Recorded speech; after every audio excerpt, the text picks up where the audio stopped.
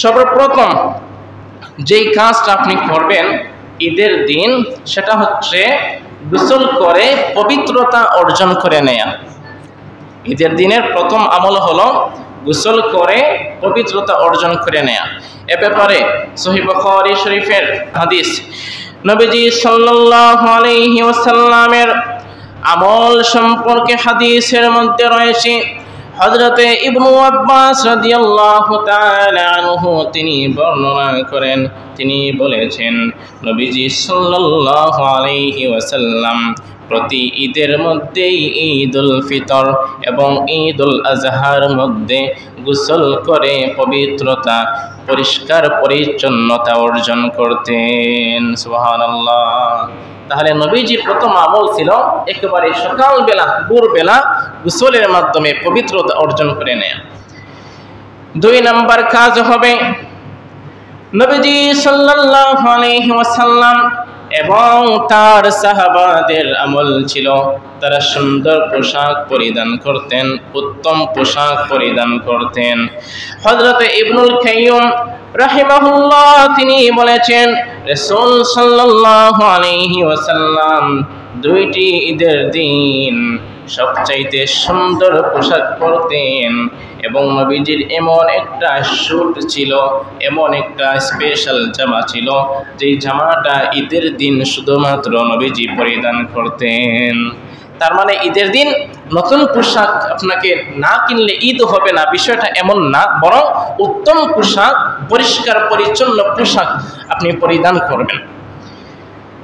নবীজি সাল্লাল্লাহু আলাইহি ওয়াসাল্লামের 3 নম্বর যে আমলটা ছিল ঈদের দিনে, হাদিসের মধ্যে বর্ণিত রয়েছে সহিহ বুখারীর 953 নম্বর হাদিস, হযরতে আনাস ইবনে মালিক রাদিয়াল্লাহু তাআলা আনহু তিনি বর্ণনা করেছেন নবীজি সাল্লাল্লাহু আলাইহি ওয়া আলিহি ওয়াসাল্লাম যখন সময় ঈদুল ফিতরের নামাজে যেতেন, ঈদুল ফিতরের জামাতে যেতেন, জামাতে যাওয়ার আগে আগে মিষ্টি জাতীয় কোনো কিছু খাবার খেয়ে নিতেন।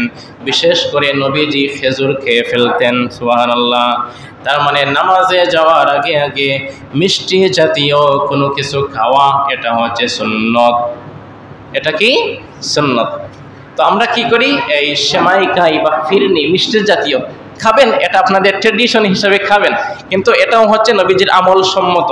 মিষ্টি জাতীয় কিছু খাওয়া, নামাজের আগে খেয়ে যাওয়া, এটা হচ্ছে নবীজির সুন্নাহ সম্মত। কিন্তু এখানে আরেকটা কথা জেনে নেন, কুরবানির ঈদের সময়ে, ঈদুল আজহার সময়ে ঈদের জামাতে কিছু না খেয়ে যাওয়া, এটা হচ্ছে সুন্নত। কথা বোঝা যাচ্ছে? প্রসঙ্গক্রমে বলছি, ঈদুল ফিতরে নবীজি কিছু একটা খেয়ে যেতেন মিষ্টি জাতীয়, কিন্তু কুরবানির ঈদে নবীজি না খেয়েই যাইতেন। নামাজ শেষ করে গরু জবাই করে একবারে সর্বপ্রথম কুরবানির গরুর গোশত দিয়ে খাবার শুরু করতেন। সুবহানাল্লাহ। 4 নম্বর আমল সম্পর্কে নবীজির হাদিসের মধ্যে প্রমাণ পাওয়া যায়, নবীজি যখন ঈদগাহের জামাতে যেতেন সাহাবাদেরকে শিখিয়ে দিয়েছেন, আমার সাহাবারা বেশি বেশি করে তাকবীর দাও, আল্লাহ তাআলার বরত্ব বেশি বেশি করে ঘোষণা করো। সুবহানাল্লাহ।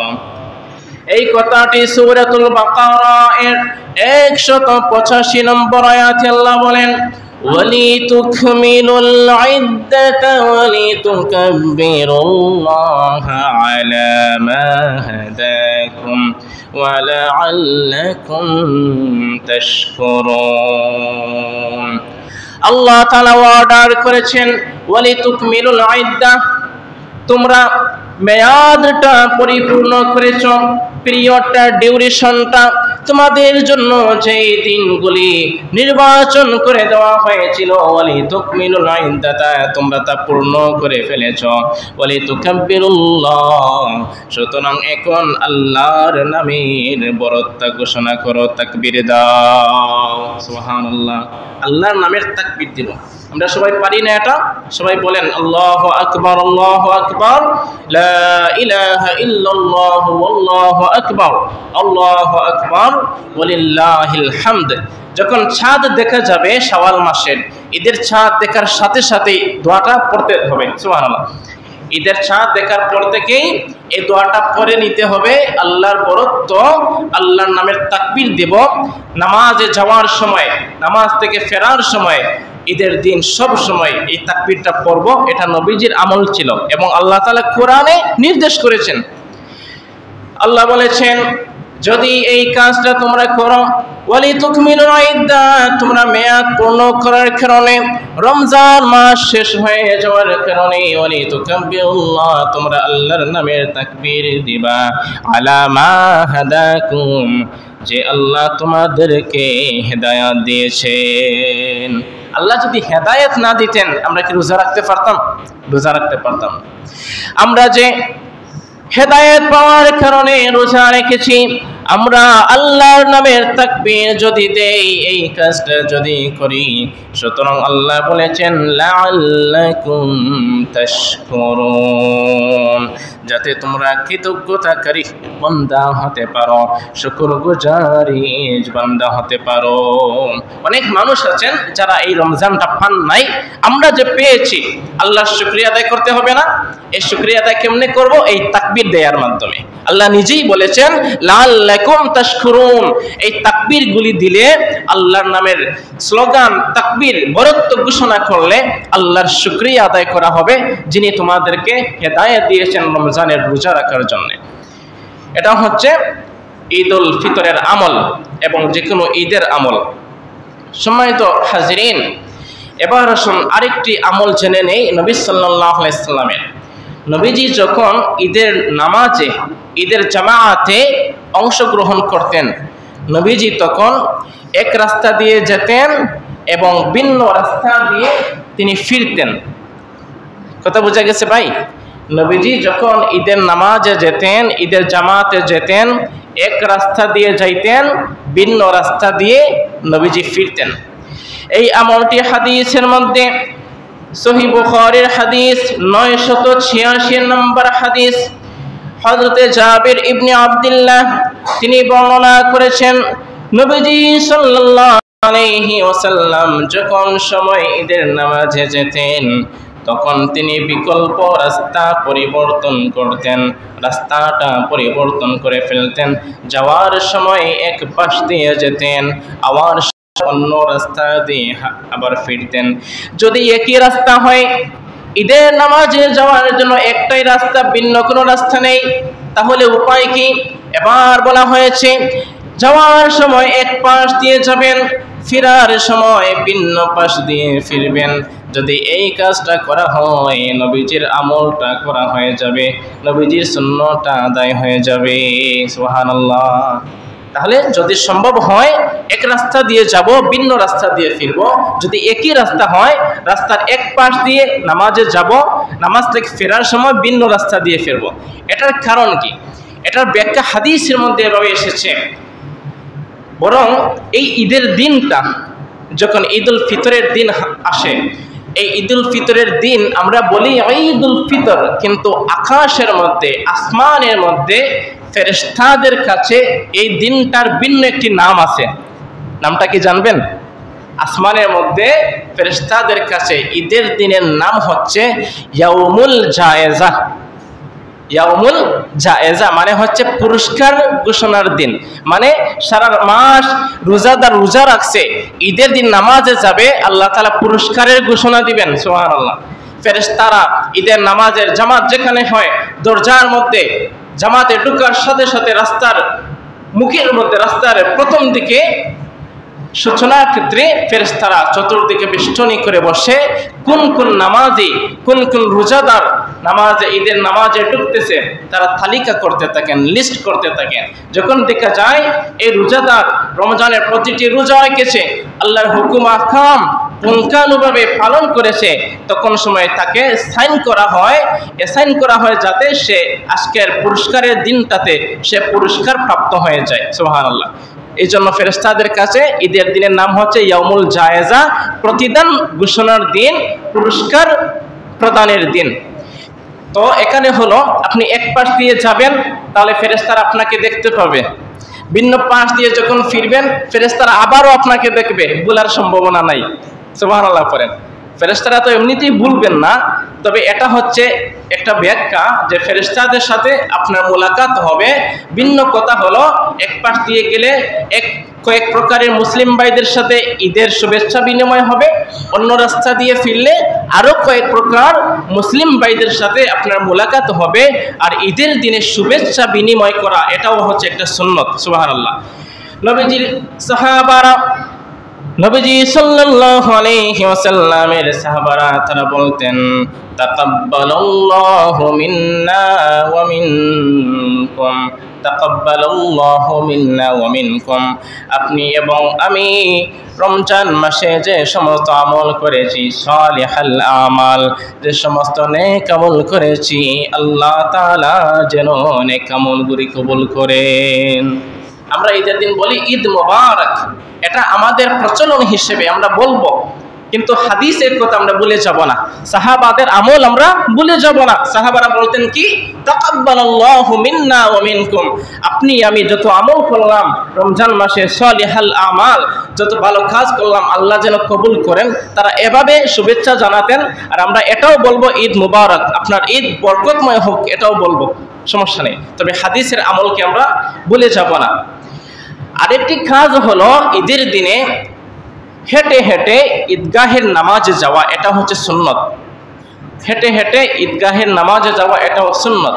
তবে মুহাদ্দিসগণ, ফকিহবিদগণ তারা ব্যাখ্যা করেছেন, ইসলামিক স্কলারগণ বলেছেন, এমন কোনো মানুষ যিনি রোগাক্রান্ত, কুষ্ঠকাঠিন্য হয়েছে, হাঁটা চলাফেরা করতে সমস্যা, এমন ব্যক্তির জন্য হুইল চেয়ার কিংবা গাড়ির ব্যবস্থা করা যেতে পারে।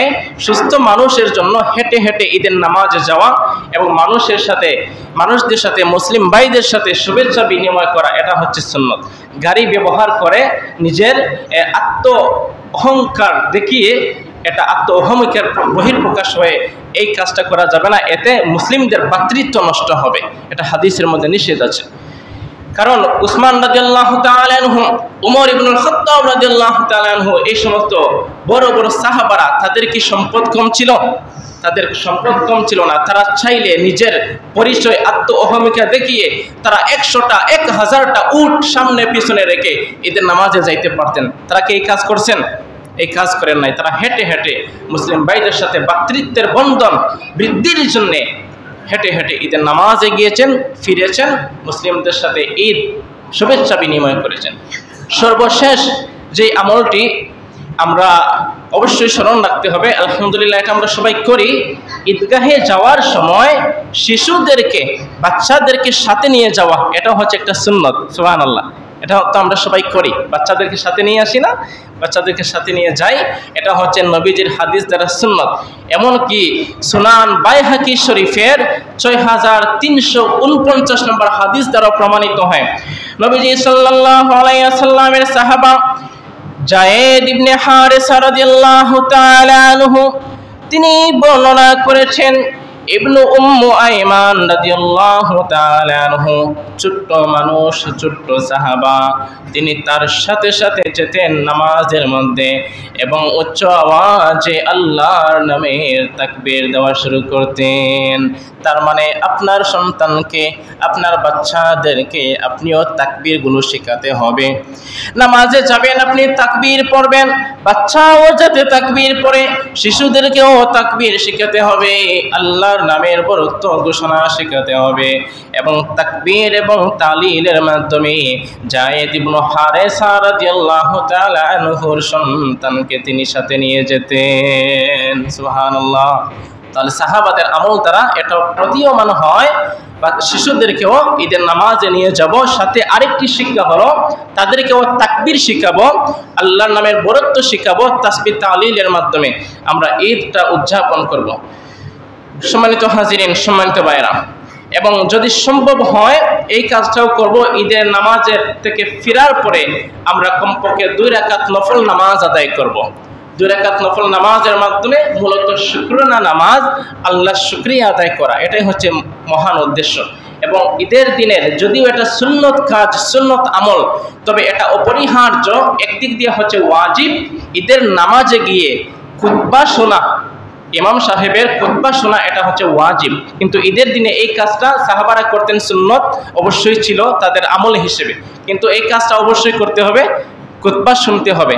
ঈদের নামাজে গিয়ে কথাবার্তার মাধ্যমে যাতে নামাজের ডিস্টার্ব না হয় এবং কথাবার্তার মাধ্যমে কিংবা অন্যান্য আলাপচারিতার মাধ্যমে যাতে খুতবা শোনার ক্ষেত্রে আপনার বাধা সৃষ্টি না হয়, এমন কাজ করা যাবে না। খুতবা শুনতে হবে, এটাও হচ্ছে সুন্নাত, এবং খুতবা শোনা হিসেবে এটা হচ্ছে ওয়াজিব। ঈদের দিনে কাজ করবেন হিসেবে ঈদের দিনের সুন্নাত। সম্মানিত ভাইরা, আল্লাহ তাআলা আমাদের সবাইকে সুন্দরভাবে সুশৃঙ্খলভাবে ইসলাম মুসলিমদের একে অপরের প্রতি ভ্রাতৃত্ব বন্ধন সৃষ্টির মাধ্যমে আল্লাহ যেন আমাদের সবাইকে ঈদ উদযাপন করার তৌফিক দেন। এমন কাজ আমরা করব না যে কাজগুলির মাধ্যমে বেজাতিদের অনুসরণ হবে, মুশরিকদের অনুসরণ হবে, এমন কাজ আমরা বর্জন করব। আল্লাহ তাআলা আমাদের সবার নেক আমলগুলি কবুল করুন। তাকাব্বালাল্লাহু মিন্না ওয়া মিনকুম সালিহাল আমাল।